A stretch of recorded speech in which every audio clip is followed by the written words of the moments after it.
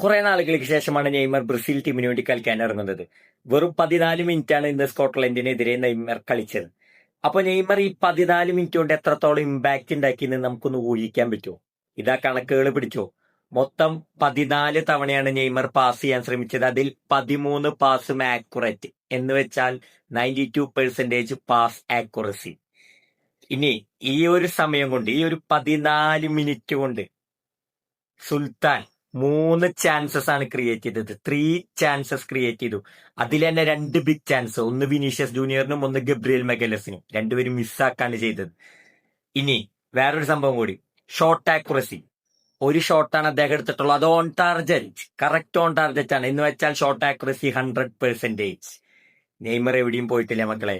ഈ ഒരു 14 മിനിറ്റിൽ, അത് ലെസ് ഇന്റൻസിറ്റിയിലാണ് ബ്രസീൽ അവസാനം ഒരു 20 മിനിറ്റ് കളിച്ചത്. നമ്മളെല്ലാ കളി കണ്ടവർക്ക് അറിയാവുന്ന കാര്യമാണ്. കാരണം എല്ലാവരും സ്കോട്ട്ലൻഡ് ആയാലും ബ്രസീൽ ആയാലും അറ്റാക്കിങ്ങിന് അധികം ശ്രമിക്കാണ്ടാണ് കളിച്ചത്. പക്ഷെ ആ ഒരു 20 മിനിറ്റ് കൊണ്ട് നെയ്മർ തന്റെ റിതം തിരിച്ചെടുക്കുന്നതാണ് നമ്മൾ കാണുന്നത്. അതിൽ വെറും 14 മിനിറ്റ് കൊണ്ട് 3 ചാൻസസ് ക്രിയേറ്റ് ചെയ്യുക. ഇതാണ് പറയണത്, നെയ്മർ 90 മിനിറ്റ്സ് കളിച്ചാലപ്പോ ഊഹിച്ചു നോക്കിയേ.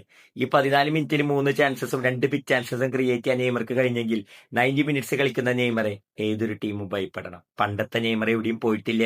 പ്രൈം നെയ്മർ അവിടെ തന്നെയുണ്ട് എന്ന് തെളിയിക്കുന്ന സ്റ്റാറ്റ്സ് ആണ് ഇന്ന് വന്നിരിക്കണേ. ബാക്കി വിശദാംശങ്ങൾ നമുക്ക് കൂടുതൽ കിട്ടിയതിന് ശേഷം വീഡിയോ ചെയ്യാം.